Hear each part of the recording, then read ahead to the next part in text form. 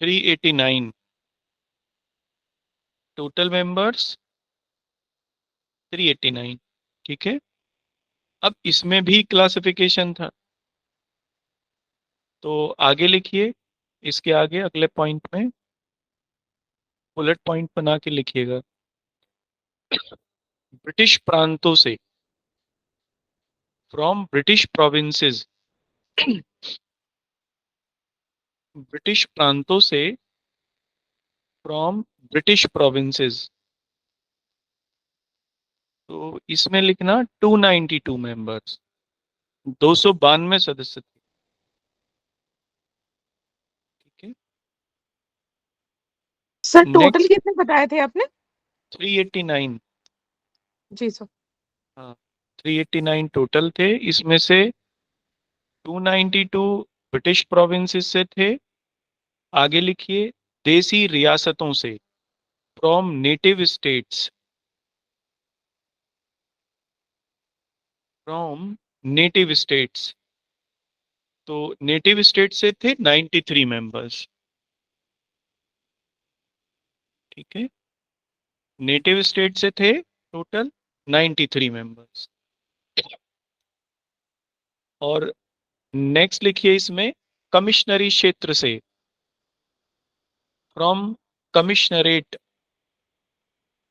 From commissionerate. अब ये कमिश्नरी क्षेत्र वो थे जहां डायरेक्ट केंद्र सरकार का शासन था, जिन्हें हम लोग संघीय क्षेत्र के नाम से आज जानते हैं। उस समय इन्हें कमिश्नरेट कहते थे। उस समय 4 कमिश्नरेट थी, तो इससे एक एक मेंबर लिया गया, तो इसके आगे डैश करके लिखिए 4, 4। ठीक है, एक तो इसमें ये इंपॉर्टेंट बात थी। दूसरा लिखिए इसी में ही आगे कंटिन्यूएशन में, क्योंकि सर कमिश्नरेट में कितने मेंबर्स? 4 है ना, 4 कमिश्नरी थी, तो उनसे एक एक लिया गया। नेक्स्ट लिखिए इसमें, अब देखो ये कॉन्स्टिट्यूएंट असेंबली जो बनी थी, कैबिनेट मिशन के अकॉर्डिंग बनी। कैबिनेट मिशन ने जैसे बताया कि ऐसे ऐसे बननी चाहिए, और उसमें कैबिनेट मिशन में सांप्रदायिक आधार पर भी, कॉम्युनल बेसिस पर भी प्रतिनिधि चुने गए थे। हर संप्रदाय से प्रतिनिधियों को उसमें शामिल किया जाना था, उनकी जनसंख्या के अनुपात में।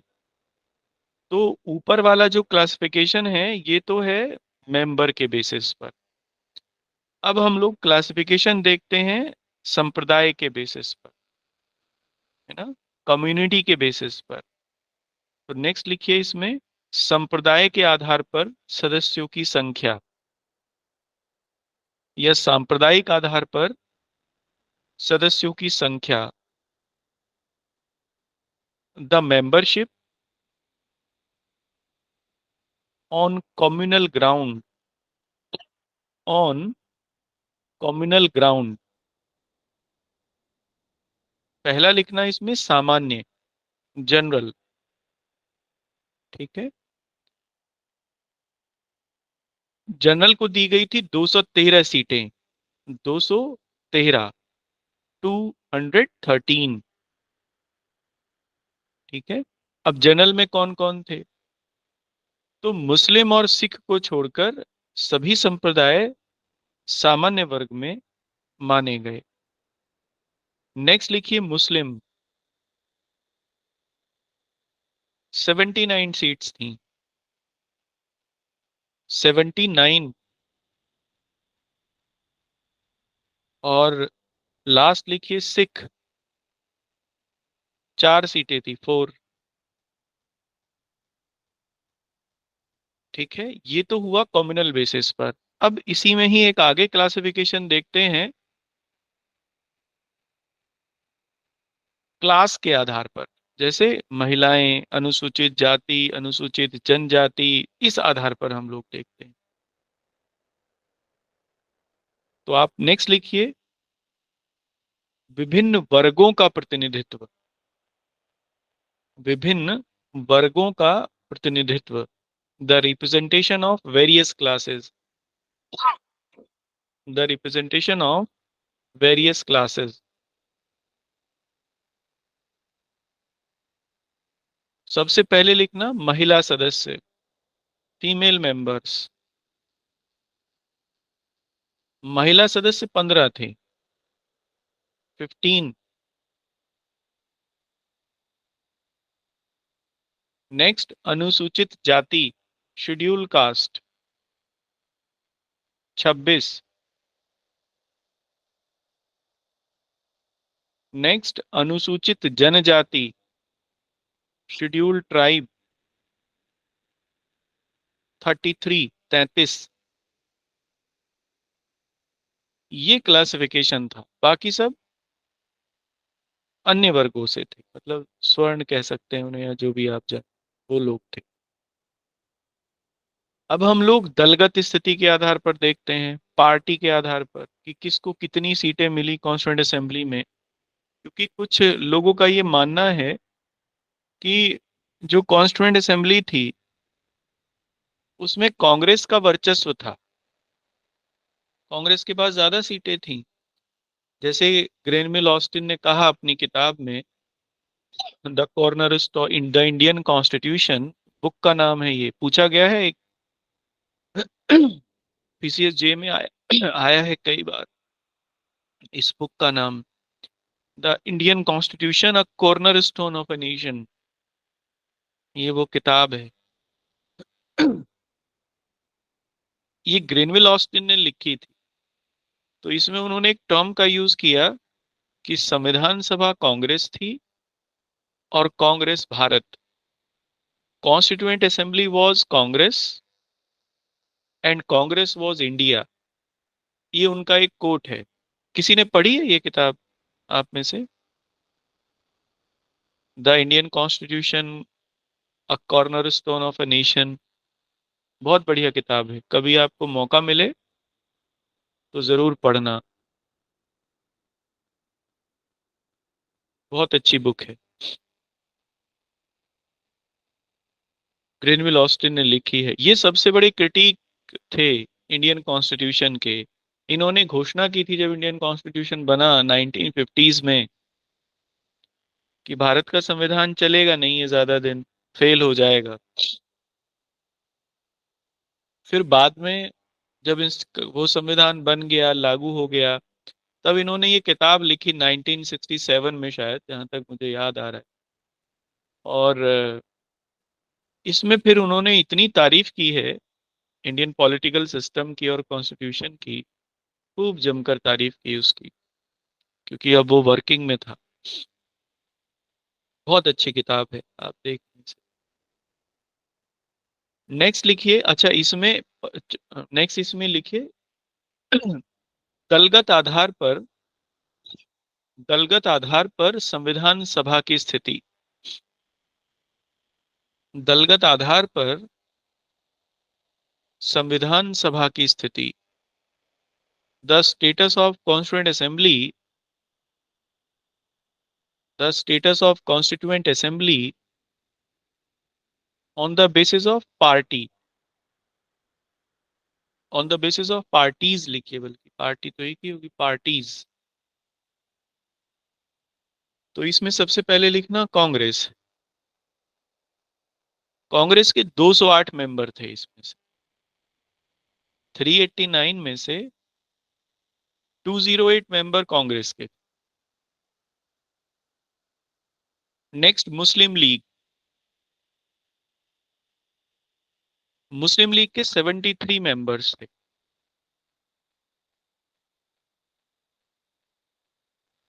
नेक्स्ट निर्दलीय, निर्दलीय 8 थे।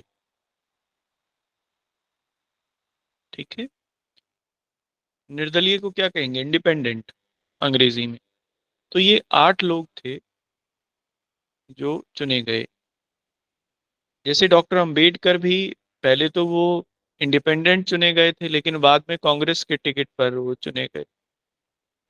कांग्रेस की सीट से ही उनको दोबारा उनका चुनाव हुआ, पूना से। पहले वो पूर्वी बंगाल से चुने गए थे, लेकिन पूर्वी बंगाल चला गया पाकिस्तान में, तो फिर उन्हें दोबारा चुनाव लड़ाया गया और कांग्रेस की सीट से फिर वो चुने गए। एमआर जयकर ने इस्तीफा दे दिया तो उनके सीट खाली।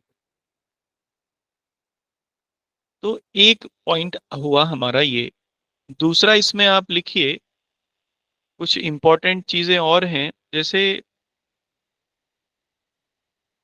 संविधान सभा में कौन कौन महिलाएं शामिल थीं, ये इंपॉर्टेंट है।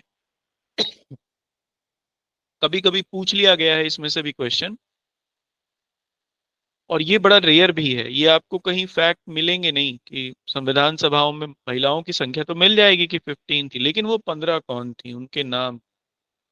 तो मैं आपको ये भी लिखवा देता हूँ। तो नेक्स्ट लिखिए इसमें, संविधान सभा में शामिल महिलाएं।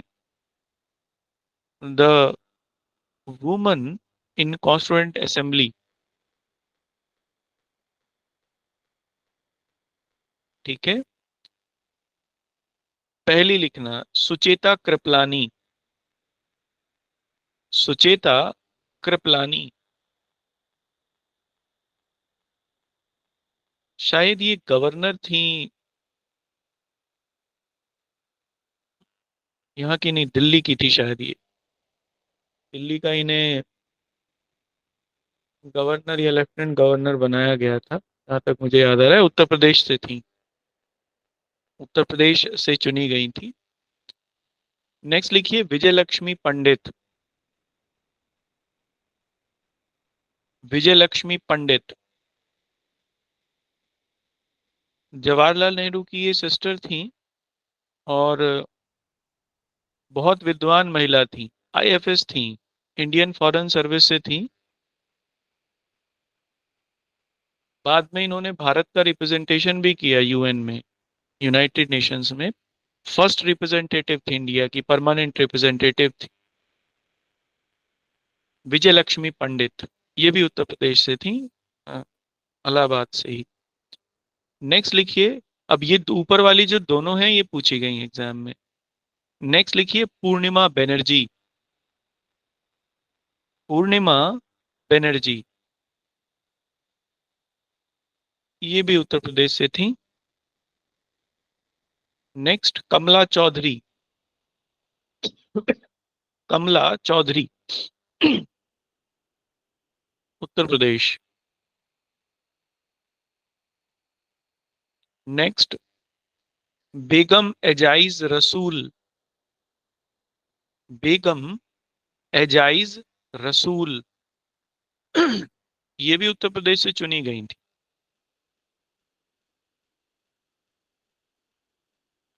नेक्स्ट राजकुमारी अमृता कौर। राजकुमारी अमृता कौर, वैसे तो ये पटियाला राजघराने से संबंधित थी, लेकिन मध्य प्रांत से चुनी गई थी, आज का जो मध्य प्रदेश, वहां से इन्हें चुन लिया गया था। राजकुमारी Amrita Kaur. Next Sarojini Naidu,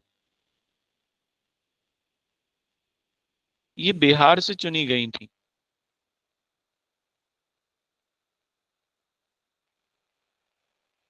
next Hansa Mehta.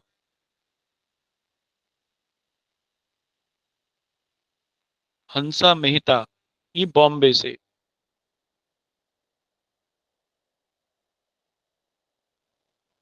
Next Durgabai Deshmukh, बहुत इंपॉर्टेंट महिला थी दुर्गाबाई देशमुख।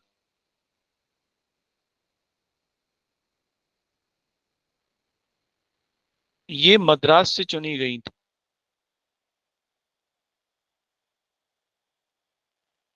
मद्रास से। ठीक है। नेक्स्ट दक्षयानी। दक्षयानी बेला बुदन। दक्षयानी बेला बुदन। दक्षयानी लिख के और बेला बुदन लिखना फिर। दक्षयानी बेला बुदन, ये मद्रास से चुनी गई।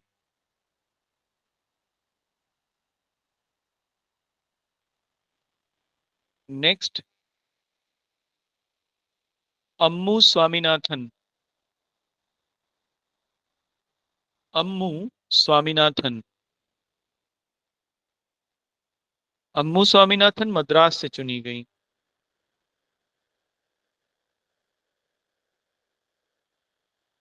नेक्स्ट, मालती चौधरी। मालती चौधरी उड़ीसा से चुनी गई।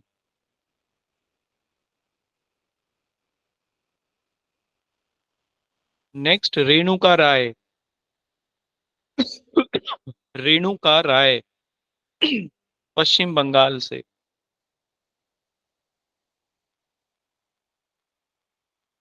नेक्स्ट, लीला राय। लीला राय, ये भी पश्चिम बंगाल से।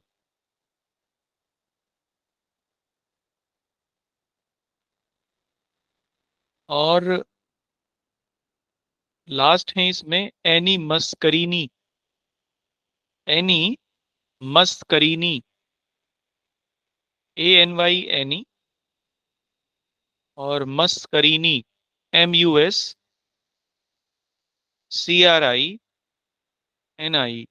एनी मस्करीनी। ये त्रावणकोर से चुनी गई, केरला में त्रावणकोर से चुनी गई।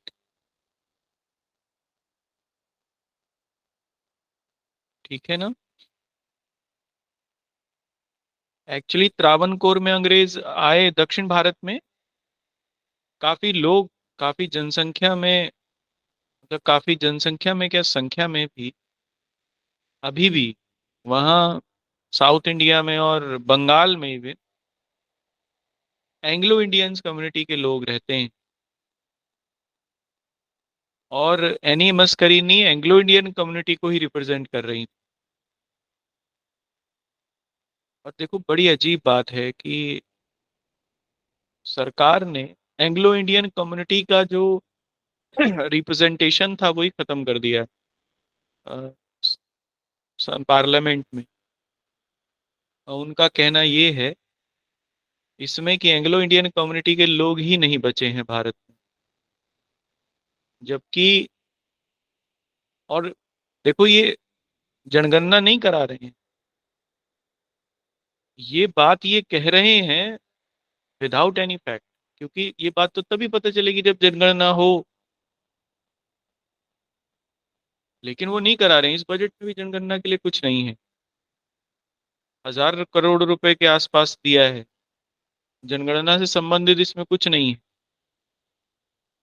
तो they have no fact, but they are saying that there is a no member of Anglo Indian community in India. और उसके लिए कॉन्स्टिट्यूशन अमेंडमेंट कर दिया। आप देखिए, संविधान संशोधन कर दिया गया without any fact, without any concept. Bye,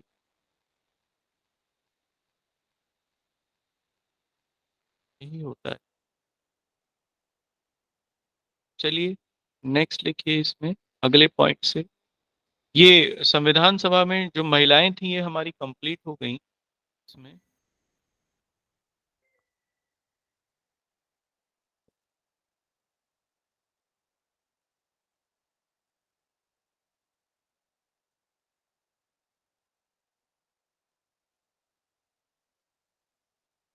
next देखते हैं,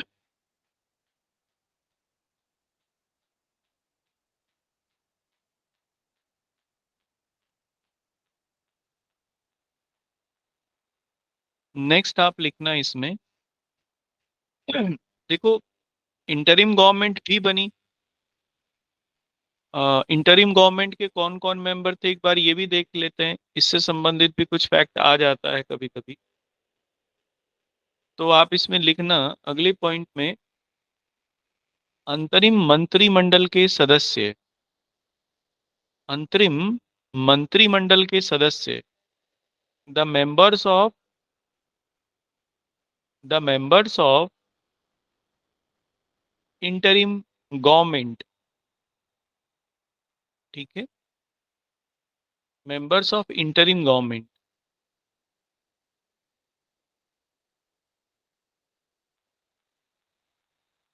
पहला लिखना इसमें, देखो वॉयसरॉय को तो अध्यक्ष बनाया ही गया था, मतलब वॉयसरॉय जो था वो इंटरिम गवर्नमेंट का अध्यक्ष होता था चाहे जो भी था। तो जब इंटरिम गवर्नमेंट बनी भारत में 2 सितंबर को, तो इसके आगे लिख लीजिए 2 सितंबर, 2 सितंबर को बनी थी ये, 2 सितंबर 1946, 2 सितंबर 1946 को। तो उस समय लॉर्ड वॉवेल वायसराय थे, तो लॉर्ड वॉवेल ही इसके पहले अध्यक्ष बने। वॉवेल के बाद फिर माउंटबेटन आ गए थे, माउंटबेटन को भेजा था भारत विभाजन करने के लिए। तो फिर उसके बाद माउंटबेटन इसके अध्यक्ष थे। तो सबसे पहला लिखना viceroy Lord vowel, viceroy Lord vowel, ठीक है। और इसके आगे डैश करके लिखना अध्यक्ष, चेयरपर्सन, ठीक है। नेक्स्ट लिखना जवाहरलाल नेहरू, ये वाइस चेयरमैन थे। चेयरमैन तो वायसराय थे, तो ये डेप्यूटी चेयरमैन लिख सकते हैं। तो डैश करके लिखिए डेप्यूटी चेयरमैन, उपाध्यक्ष, ठीक है। एक तो ये थे। दूसरा विदेश नीति और राष्ट्रमंडल से संबंधित जो मामले थे वो भी इन्हीं के पास थे, यानी विदेश विभाग और कॉमनवेल्थ के जो मामले थे वो भी पंडित जवाहरलाल नेहरू देख रहे थे। तो डैश डैश करके लिखिए इसके, इसी के में ही डैश करके, क्या इसी में ही लिखिए विदेशी मामले, फॉरेन अफेयर्स, तथा राष्ट्रमंडल एंड कॉमनवेल्थ। सर रिपीट कर दीजिए। फॉरेन अफेयर्स, विदेशी मामले एवं राष्ट्रमंडल, फॉरेन अफेयर्स एंड कॉमनवेल्थ, ठीक है। नेक्स्ट वल्लभ भाई पटेल, वल्लभ भाई पटेल, इनके पास होम मिनिस्ट्री थी। तो लिखिए डैश करके गृह विभाग, होम डिपार्टमेंट, और दूसरा था सूचना एवं प्रसारण, सूचना एवं प्रसारण, इंफॉर्मेशन एंड ब्रॉडकास्टिंग। नेक्स्ट लिखिए doctor John Mathai, doctor John Mathai, इनके पास था उद्योग और आपूर्ति। तो डैश करके उद्योग एवं आपूर्ति, इंडस्ट्री एंड सप्लाई, ठीक। नेक्स्ट लिखिए सरदार बलदेव सिंह, सरदार बलदेव सिंह, इनके पास था रक्षा।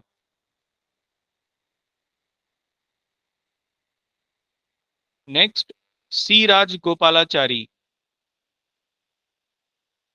बाद में ये वॉयसरॉय भी बनेंगे।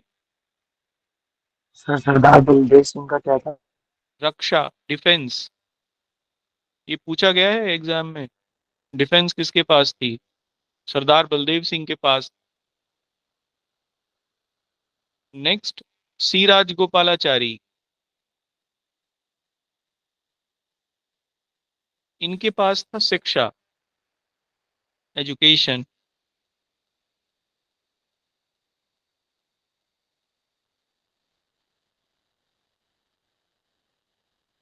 और नेक्स्ट लिखिए, शायद इन्हीं की किताब है, सी राजगोपालाचारी की है।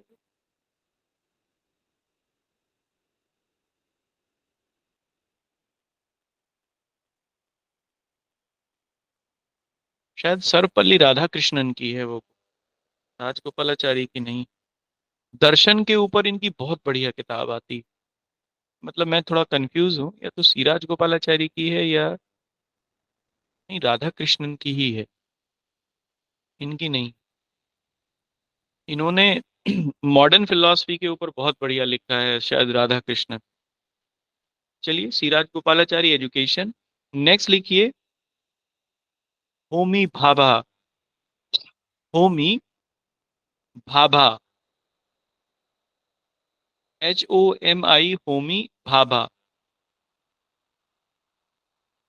ठीक है, इनके पास खान और बंदरगाह थे, माइन और पोर्ट्स। तो लिखिए डैश करके, माइन एंड पोर्ट्स, खान एवं बंदरगाह।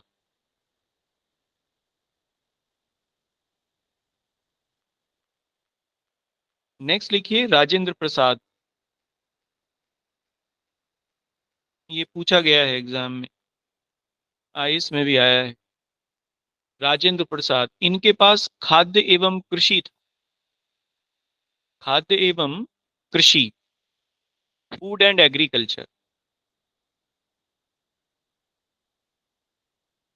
नेक्स्ट अरुणा आसफ अली। अरुणा आसफ अली, ये एक बहुत बड़े समाजवादी, कांग्रेस समाजवादी दल के नेता थे आसफ अली। उनकी पत्नी थी, समाजवादी थी ये भी, और बहुत इंपॉर्टेंट लीडर थी। अ, भारत छोड़ो आंदोलन में बड़ी महत्वपूर्ण भूमिका रही इनकी, अरुणा आसफ अली। इनके पास रेलवे और परिवहन था, रेलवे एंड ट्रांसपोर्टेशन, रेलवे एवं परिवहन, railway and transportation. Next Jagjivan Ram. Jagjivan Ram, इनके पास श्रम विभाग था, श्रम विभाग, लेबर डिपार्टमेंट। ठीक है, ये सारे लोग थे कांग्रेस से। पहले तो मुस्लिम लीग शामिल नहीं हुई थी इंटरिम गवर्नमेंट में, लेकिन बाद में 26 अक्टूबर को, मतलब सितंबर में वो शामिल नहीं हुई थी जब ये बनी, लेकिन 26 अक्टूबर को ये शामिल हो गई थी। तो कांग्रेस के 3 और सदस्य थे, उन्होंने इस्तीफा दे दिया था इनके लिए और जगह खाली कर दी थी। सैयद अली जहीर, सर सफात अहमद खान और शरत चंद्र बोस, इन 3 लोगों ने इस्तीफा दिया। और 5 जगह जगह जो थे, या 5 स्थान जो थे, वो मुस्लिम लीग के लिए छोड़ दिए गए थे। और 5 स्थानों पर फिर मुस्लिम लीग के लोग मंत्री बने। तो लिखिए कौन कौन है, बड़े इंपॉर्टेंट है नाम। या आप इसमें नोट करके लिखिए, पहले नोट करके लिखिए, यहीं पर ऐड कर देते ना इस बात को। प्रारंभ में अंतरिम सरकार में प्रारंभ में अंतरिम सरकार में मुस्लिम लीग शामिल नहीं हुई। मुस्लिम लीग शामिल नहीं हुई। Firstly firstly Muslim League was not included was not included in interim government। ना, ऐसा लिखना, was not included नहीं। Muslim League did not took part and did not participate in interim government, क्योंकि शामिल तो कर ही लिया गया था लेकिन वो आए ही नहीं। Did not took part in interim government, परंतु 26 अक्टूबर 1946 को परंतु 26 अक्टूबर 1946 को मुस्लिम लीग भी सरकार में शामिल हुई। But on 26 October 1946, on 26 October 1946, Muslim League also Muslim League also became a part of government.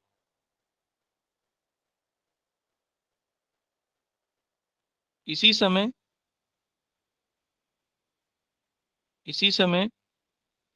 Congress के तीन सदस्यों ने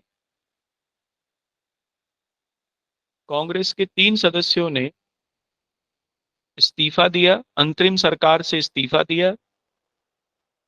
कांग्रेस के तीन सदस्यों ने अंतरिम सरकार से इस्तीफा दिया। एट द सेम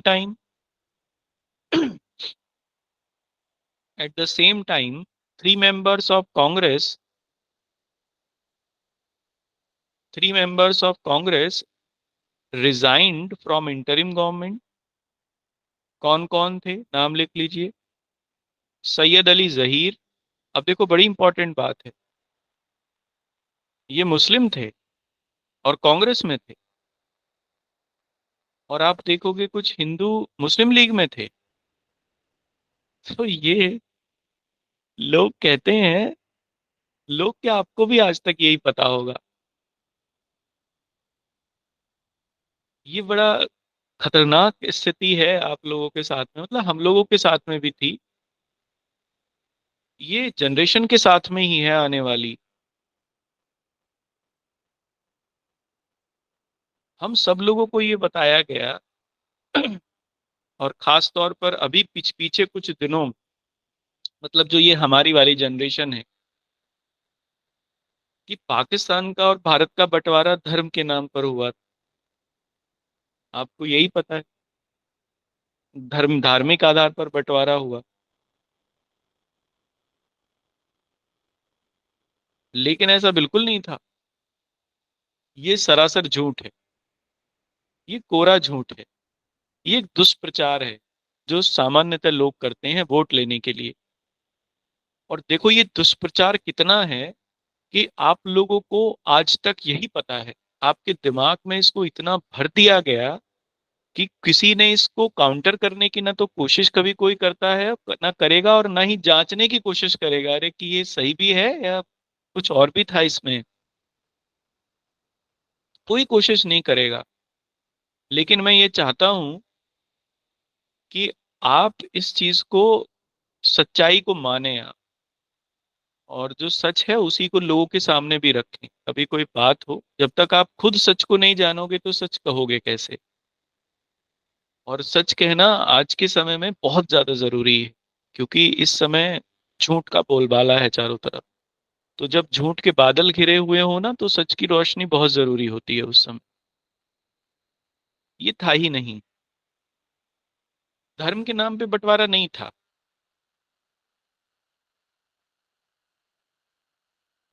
बात तक भी नहीं था, 1940 तक भी नहीं था। 1940 में मुस्लिम लीग ने भी यही कहा, अमृतसर अधिवेशन में उन्होंने सेपरेट पाकिस्तान की मांग की। लेकिन वो इसके लिए बिल्कुल नहीं तैयार थे कि ये एकदम स्ट्रिक्ट टर्म्स पे होगी कि जो मुसलमान हैं उनके लिए पाकिस्तान होगा और जो हिंदू हैं उनके लिए हिंदुस्तान होगा।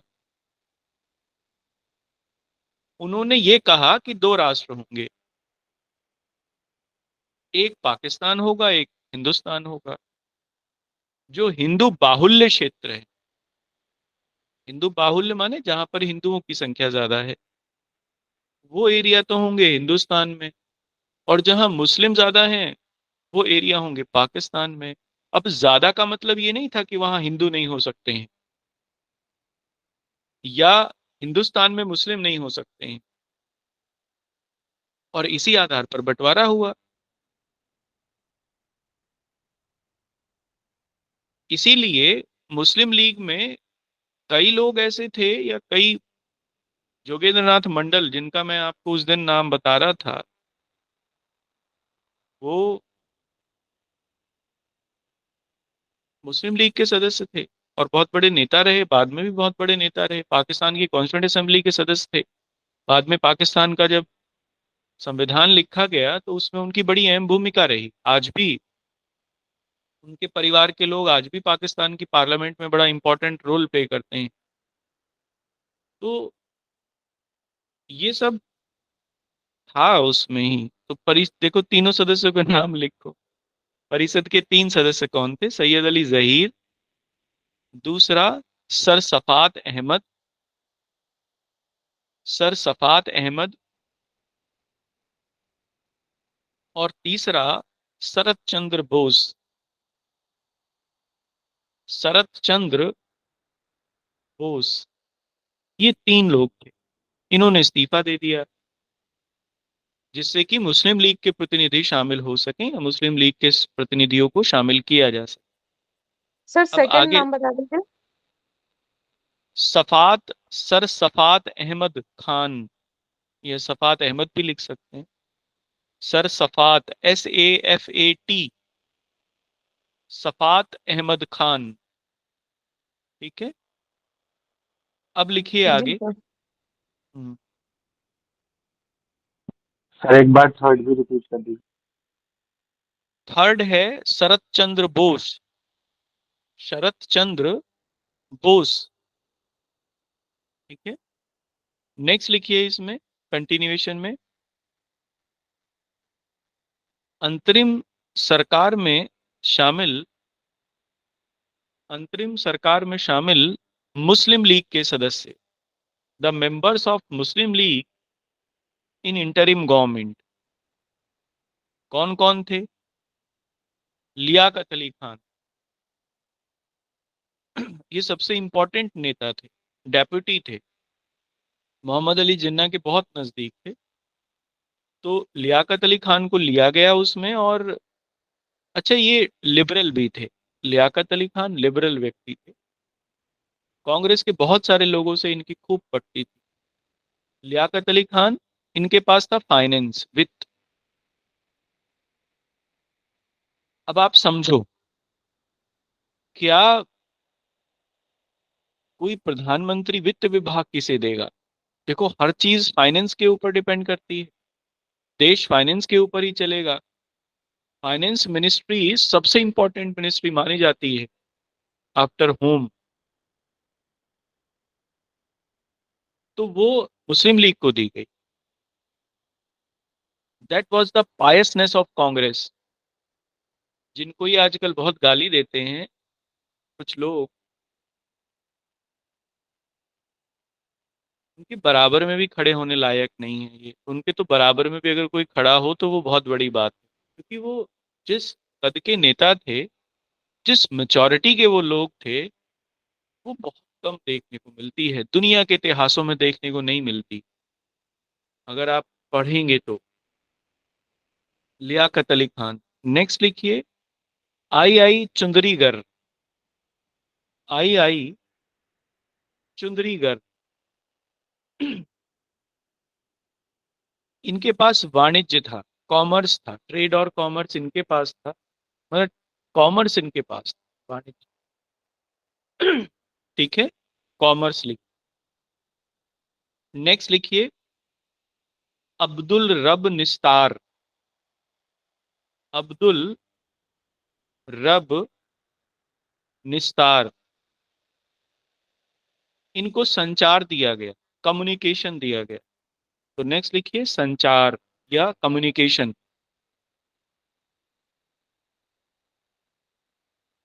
नेक्स्ट लिखिए, जोगेंद्र नाथ मंडल, जोगेंद्र नाथ मंडल। इनको विधि दिया गया, लॉ, विधि। बाद में ये कॉन्स्टिट्यूंट असेंबली के भी मेंबर रहे पाकिस्तान। और बहुत इंपॉर्टेंट, पाकिस्तान का संविधान भी बहुत बढ़िया लिखा गया था। अगर आप उसको कभी पढ़ेंगे तो बहुत अच्छा है। वो कॉन्स्टिट्यूशन भी बहुत बढ़िया लिखा गया था, हालांकि बाद में वो उसमें चीज़ें खराब हुई, तो चेंजेस किए गए, सरकारें बदली। और विशेष तौर पर जब पाकिस्तान कोल्ड वॉर में शामिल हो गया, अमेरिका के खेमे में चला गया, और वहाँ पर अमेरिका ने इस्लामिजाइजेशन शुरू कर दिया, अमेरिका और सऊदी अरब ने मिलकर, तब चीज़ें खराब हुई। अदरवाइज तो वो भी बहुत बढ़िया कॉन्स्टिट्यूशन बना था, सेक्युलर कॉन्स्टिट्यूशन था, अभी भी सेक्युलर है, वो बदला नहीं है। हालांकि लोग चाहते हैं वो बदल जाए, जैसे हमारे यहाँ चाहते हैं कि हम सेक्युलर छोड़ के हिंदू राष्ट्र हो जाएं, वैसे ही पाकिस्तान में भी लोग चाहते हैं कुछ कि वहाँ सेकुलर छोड़ के मुस्लिम राष्ट्र हो जाए। लेकिन वहाँ की, जैसे हमारे यहाँ की बहुत सारी आवाम, या कह सकते हैं कि जनता, इससे मतलब नहीं रखती है, वैसे ही वहाँ भी लोग मतलब नहीं रखते।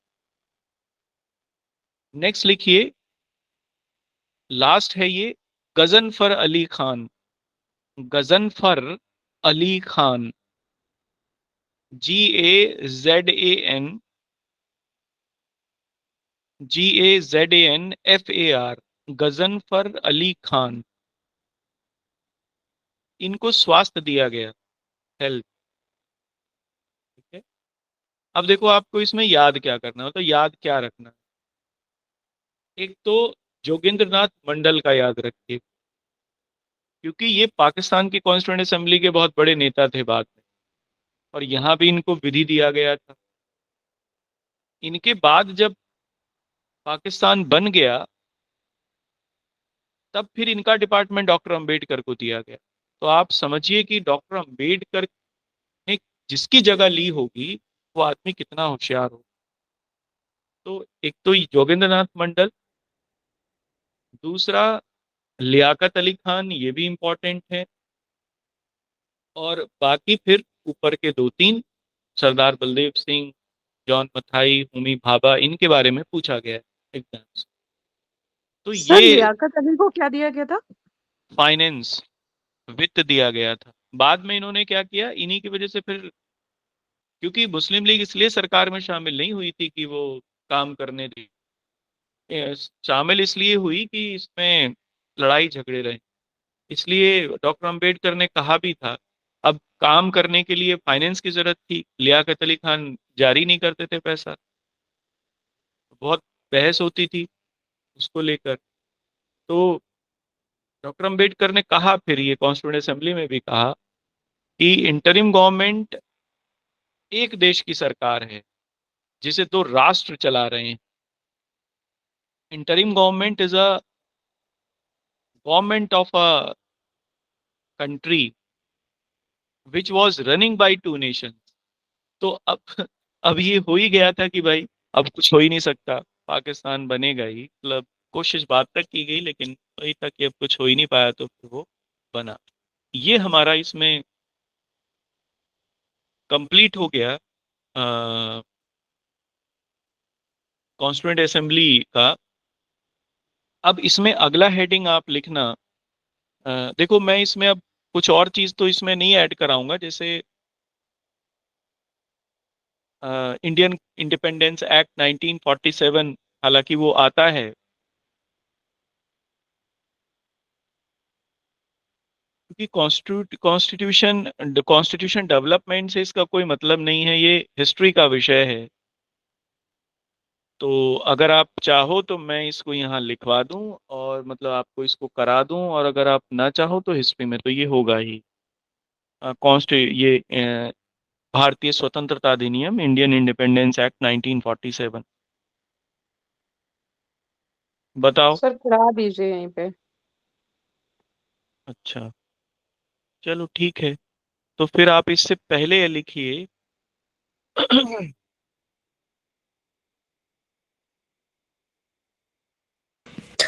अगर ये हिस्ट्री में होगा तो फिर क्या जरूरत है, हिस्ट्री में कर लेंगे, टॉपिक तो सेम ही है।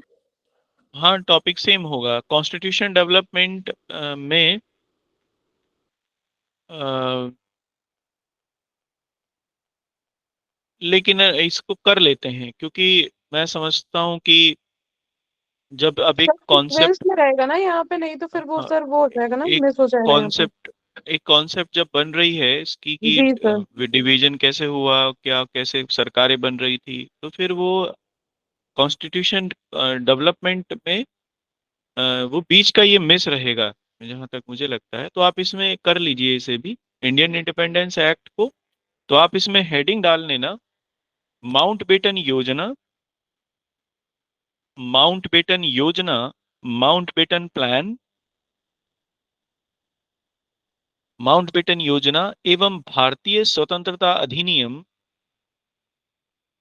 एवं भारतीय स्वतंत्रता अधिनियम 1947, Mountbatten plan and Indian independence act 1947 and Indian independence act 1947, ठीक है, ये इसमें है। देखो इसकी एक दो बातें हैं, उसको आप पहले समझ लीजिए। जब कॉन्स्टिट्यूएंट असेंबली के चुनाव हुए या आम चुनाव भी हुए, सबसे पहले तो यही हुआ कि प्रोविंसेस में चुनाव हुए, उन्होंने कॉन्स्टिट्यूएंट असेंबली के लोगों को चुना था। प्रोविंसेस के चुनाव में भी मुस्लिम लीग हार गई, और यहां तक हुआ कि मुस्लिम लीग उन क्षेत्रों में हार गई जहां पर मुस्लिम बाहुल्य क्षेत्र थे। लॉर्ड वॉवेल या कैबिनेट मिशन जो था, उससे पहले ही कैबिनेट मिशन योजना में भी द्विराष्ट्र सिद्धांत की जो बात थी उसे नकार दिया गया था, मना कर दिया गया था। टू नेशन थ्योरी को, भारत की ही बात की गई थी, एक ही देश की बात की गई थी। इसीलिए मुस्लिम लीग बहुत ज्यादा परेशान थी और सरकार में भी शामिल नहीं हुई जब इंटरिम गवर्नमेंट बनी। कैबिनेट मिशन के विरोध में उन्होंने 16 अगस्त 1946 को प्रत्यक्ष कार्यवाही दिवस मनाया, 16 अगस्त को 1946 में, डायरेक्ट एक्शन डे। पूरे देश में सांप्रदायिक दंगे हुए, बंगाल में खूब मारकाट हुई, बंगाल में मुस्लिमों ने हिंदुओं को मारा, कलकत्ता किलिंग्स के नाम से बड़ी वो फेमस हैं, कलकत्ता किलिंग्स और मुर्शिदाबाद किलिंग्स। फिर कलकत्ता और मुर्शिदाबाद का बदला लिया गया बिहार में, मतलब देखो आप। फिर उसका बदला लिया गया दिल्ली में, फिर उसका बदला लिया गया लाहौर में, दिल्ली का बदला लिया गया लाहौर में। और इस तरीके से पूरा देश जो था सांप्रदायिक आग में झुलस गया। हिंदू महासभा जैसे संगठन फ्यूल कर रहे थे इस संप्रदाय की आग को, दोनों लोग ही, इधर मुस्लिम लीग उधर हिंदू महासभा, दोनों संगठन। गांधी बड़े दुखी थे। गांधी मोहम्मद क्या नाम था उनका, शौकत अली, शौकत अली की तो डेथ हो गई थी। मोहम्मद अली और शौकत अली दो भाई थे। गांधी, मोहम्मद अली दिल्ली में रहते थे, तो जब दिल्ली में दंगे हो रहे थे तो गांधी मोहम्मद अली के घर आके रुके और शांति की अपील की। दिल्ली में दंगा बंद हो गया। हिंदू महासभा के लोग बहुत दुखी हो गए इस बात से कि दंगा बंद क्यों हो गया। फिर गांधी कलकत्ता गए और कलकत्ता का दौरा किया। कलकत्ते में रहे 13-14 दिन, लोगों से शांति की अपील की। मुर्शिदाबाद का दौरा किया, और गांधी जहां जहां गए वहां वहां दंगे बंद हो गए।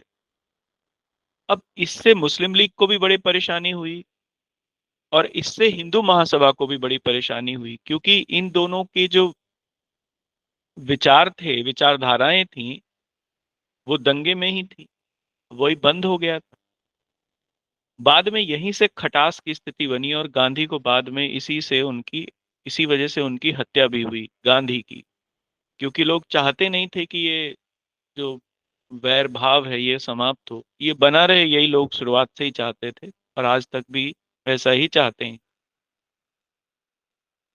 लेकिन अब इधर दंगे हो रहे थे, ब्रिटिश सरकार कुछ नहीं कर पा रही थी, दंगा बंदी नहीं हुआ।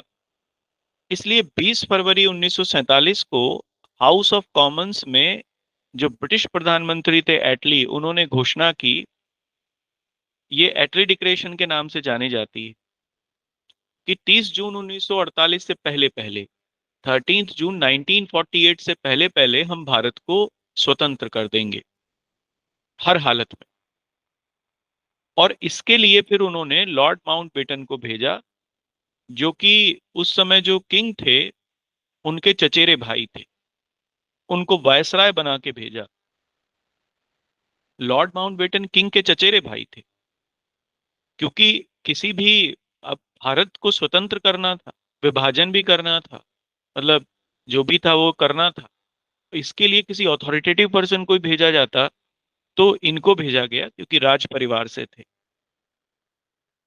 24 मार्च 1947 को ये इंडिया आए और 3 जून को उन्होंने एक योजना प्रस्तुत की जिसे माउंटबेटन योजना के नाम से जानते हैं। हालांकि ये योजना जो थी ये भारत के कई टुकड़े कर रही थी धार्मिक आधार पर।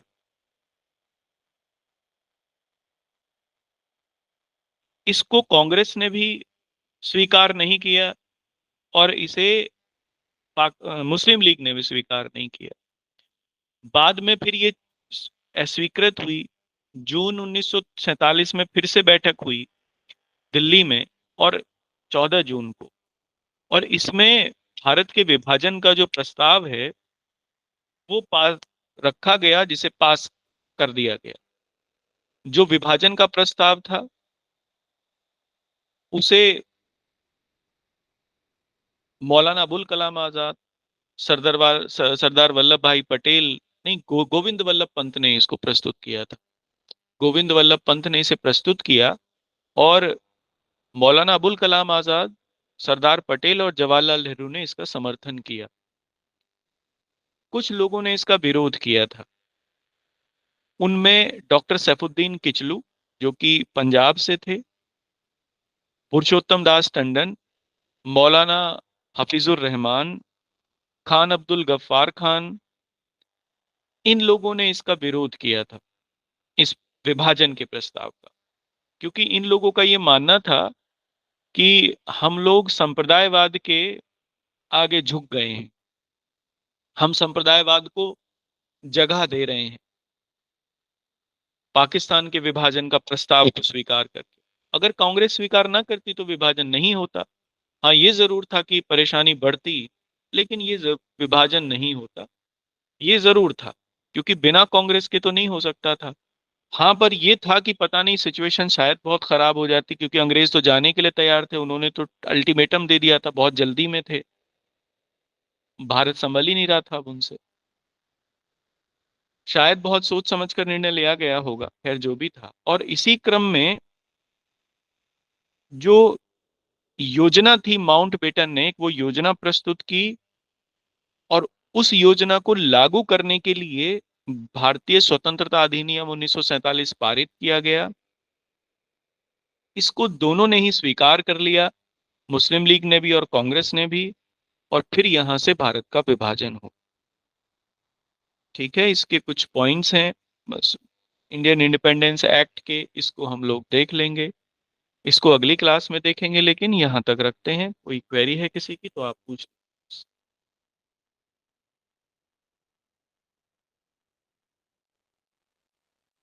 चलिए ठीक है, फिर मिलते हैं। Thank you.